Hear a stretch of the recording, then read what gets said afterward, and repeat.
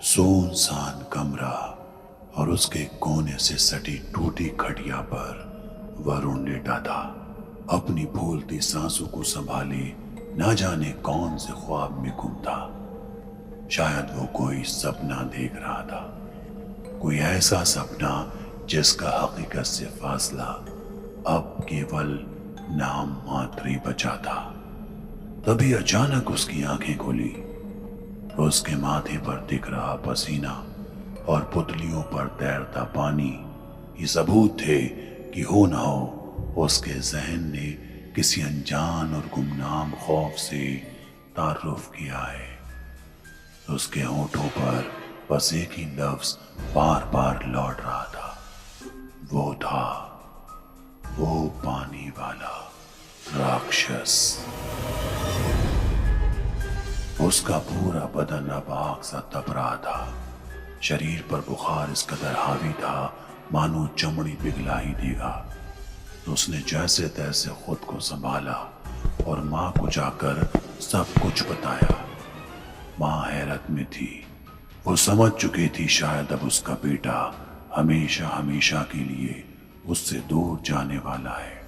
मां बुरी तरह डरी हुई थी, लेकिन हिम्मत बांधे उसने अपने परिवार के पंडित को बुलाया। कुछ ही वक्त का इंतजार और पंडित उस कमरे में दाखिल हुआ। उसका दायां पैर उस कमरे की जमीन पर पड़ने के साथ ही उसे महसूस हुआ कि यहां सब कुछ सही नहीं है। कोई गुमनाम सी परछाई है जो वरुण के पीछे है। उसने वरुण को अपने पास बिठाया और पूछा, कल रात तुम कहां थे? वरुण अब भी सदमे में था। खौफनाक सी आवाज उसके कानों में गूंज रही थी। पंडित ने फिर अपनी बात दोहराई, कल रात तुम आखिर थे कहां? इस बार वरुण के शरीर के रोंगटे खड़े थे। उसकी आवाज में डर था। उसने अपनी लड़खड़ाती जबान से बोला, वो पानी वाला राक्षस। ये सुन पंडित के कान खड़े हो गए। उसके चेहरे के भाव ये साफ जाहिर कर रहे थे कि उसने कुछ ऐसा सुना है जो शायद उसे नहीं सुनना चाहिए था। पंडित ने वरुण से पूछा, क्या तुमने सही में उसे देखा? इस पर वरुण रोते हुए चिल्लाया, हाँ मैंने उसे बहुत करीब से देखा। पंडित ने अब उससे एक एक वाकया तफसील से पूछना शुरू किया। वरुण ने बताया कि वो बुरी तरह से नशे की सद में चला गया है। जब भी रात में उसकी मां सो जाया करती, वो उठकर घर के बाहर एकांत में शराब और सिगरेट का सेवन करता है।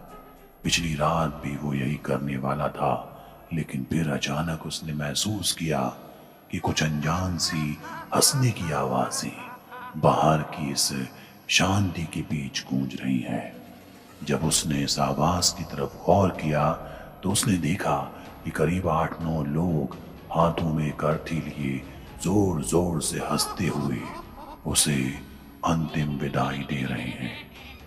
वरुण को यह मंजर बहुत ही डरावना लगा।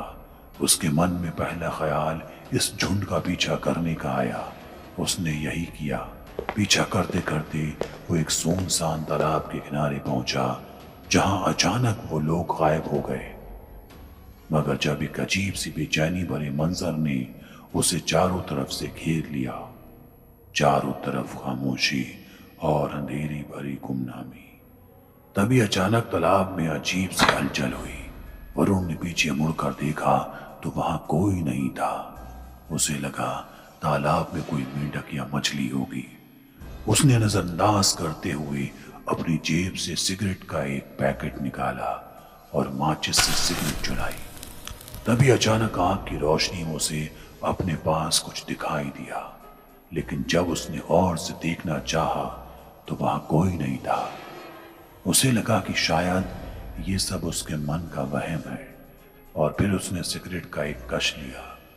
अचानक उसे महसूस हुआ जैसे उसके करीब कोई है, जिसकी सांसों की आवाज उसके कानों तक सुनाई दे रही है। जैसे ही उसने पलट कर देखा तो वहां एक अजीब सी शक्ल की परछाई थी जिसकी आंखें बिल्कुल नीली चमक रही थी। उसके हाथों के पंजे बेहद लंबे और दांत किसी छुरे की तरह धारदार थे। वरुण ये देख बुरी तरह घबरा गया। वो कुछ समझ पाता इससे पहले ही वो परछाई वरुण के बेहद करीब पहुंच चुकी थी। वो कौन था, ये सवाल उसके मन में बार बार शोर मचा रहा था। वरुण की सांसें फूलने लगी।